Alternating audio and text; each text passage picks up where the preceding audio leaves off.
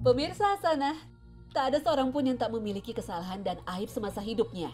Seperti halnya aurat, bila tersingkap akan membuat seseorang merasa malu dan bisa menurunkan harga dirinya.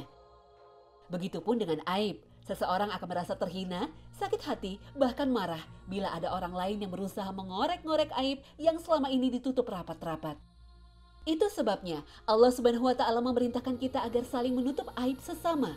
Allah Subhanahu wa taala berfirman, "Wahai orang-orang yang beriman, jauhilah kebanyakan dari prasangka, karena sesungguhnya sebagian dari prasangka itu adalah dosa, dan janganlah kamu mengintip atau mencari-cari kesalahan dan aib orang lain. Dan janganlah kamu mengumpat sebagian yang lain. Apakah seseorang dari kamu suka memakan daging saudaranya yang telah mati? Maka sudah tentu kamu jijik kepadanya. Oleh karena itu, jauhilah larangan-larangan yang tersebut, dan bertakwalah kepada Allah. Sesungguhnya Allah Maha Penerima Taubat, lagi Maha Penyayang." Al-Quran Surah Al-Hujurat ayat 12. Allah memperumpamakan tindakan gibah atau membicarakan aib orang lain seperti memakan bangkai saudaranya sendiri. Siapa di antara kita yang tega memakan bangkai saudaranya sendiri? Kotor, bau, menjijikkan, juga berpenyakit. Jangankan memakannya, menyimpannya saja kita tak akan sudi. Begitulah Allah memberikan isyarat pada kita bahwa mukmin yang satu dengan mukmin yang lain Allah persaudarakan atas ikatan iman. Maka dari itu sungguh tak layak bila kita bergembira saat aib saudara kita tersiar dan didengar oleh orang lain sedang kita tidak berusaha menutupinya. Bahkan menutupi aib adalah salah satu dari sifat Allah yang mulia. Allah mencintai bila sifat yang mulia ini pun tertanam dalam diri hamba-hambanya. Sifat menutupi aib diri sendiri maupun menutupi aib orang lain. Sebagaimana sabda Rasulullah SAW. Sesungguhnya Allah Ta'ala Maha Pemalu lagi Maha Menutupi. Dia mencintai sifat malu dan menutup aib aurat. Maka jika seseorang di antara kalian mandi, hendaklah dia menutup auratnya. Hadis riwayat Ahmad. Oleh sebab itu, sangat tak pantas bila kita sebagai hambanya justru gemar membongkar aib sesama, lantas menyebarkannya. Apalagi menjadikannya bahan lelucon dan hinaan. Terhadap perilaku seperti ini, Rasulullah SAW berpesan, "Wahai orang yang beriman dengan lisannya, tetapi tidak beriman dengan hatinya, janganlah kamu mengumpat kaum muslimin dan janganlah mengintip aib mereka. Maka barang siapa yang mengintip aib saudaranya, niscaya Allah akan mengintip aibnya, dan siapa yang diintip Allah akan aibnya, maka Allah akan membuka aibnya meskipun dirahasiakan di lubang kendaraannya." Hadis riwayat Tirmizi. Sebaliknya, Rasulullah SAW memberikan kabar gembira bagi orang-orang yang menutup aib saudara mereka dalam sabdanya, "Dan barang siapa yang menutup aib seorang muslim, niscaya Allah menutup aibnya di dunia dan akhirat." Hadis riwayat Muslim. Lihatlah betapa Allah Subhanahu wa taala Maha Penutup aib dengan memberi imbalan bagi orang yang menutup aib saudaranya dengan cara menutup aibnya kelak di akhirat. Lalu bagaimana cara Allah Subhanahu wa taala menutup aib seseorang di akhirat?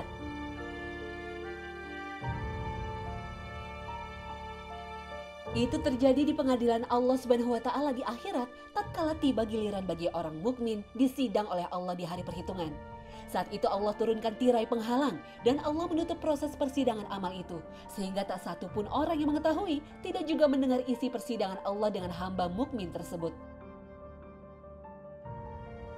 Seseorang bertanya kepada Abdullah Umar radhiyallahu anhu, lalu berkata, "Wahai ayah Abdurrahman, pernahkah engkau mendengar Rasulullah SAW berbicara tentang bisik-bisik yang terjadi di hari kiamat?" Abdullah bin Umar menjawab, "Aku mendengar Rasulullah SAW berkata, sesungguhnya Allah mendekatkan seorang hamba mukmin pada hari kiamat, lalu Allah mendatangkan penutup, lalu menutupi hamba mukmin tersebut dari pandangan manusia. Kemudian Allah berfirman kepada hamba mukmin tersebut, apakah kamu mengenal dosamu yang ini? Maka mukmin tersebut berkata, ya, wahai Robku. Hingga ketika Allah telah membuat dia mengakui semua dosanya dan dia memandang bahwa dirinya akan celaka. Allah berfirman, aku telah menutupi semua dosamu itu di dunia dan aku mengampuninya untukmu pada hari ini. Maka orang itu diberikan kitab catatan kebaikannya. Adapun orang kafir dan orang-orang munafik, maka para saksi berkata, mereka itulah orang-orang yang mendustakan Rob mereka. Maka laknat Allah atas orang-orang yang zalim. Al-Quran Surah Hud ayat 18. Hadis riwayat Al-Bukhari. Sebab itulah Allah sangat murka terhadap orang yang justru senang mengumbar aib pribadi berupa perbuatan dosa yang pernah ia lakukan. Padahal sebelumnya Allah telah menutup aibnya agar terjaga harga diri dan kehormatannya. Rasulullah Shallallahu Alaihi Wasallam memperingatkan pada orang yang mengumbar aib kemaksiatan dirinya kepada orang lain bahwa ia tak akan diberi ampunan oleh Allah Subhanahu Wa Taala. Setiap umatku dimaafkan kecuali orang yang terang-terangan melakukan maksiat, dan termasuk terang-terangan adalah seseorang yang melakukan perbuatan maksiat di malam hari. Kemudian di paginya ia berkata, "Wahai fulan, kemarin aku telah melakukan ini dan itu." Padahal Allah telah menutupnya, dan di pagi harinya ia membuka tutupan Allah atas dirinya. Hadis riwayat Bukhari, Muslim.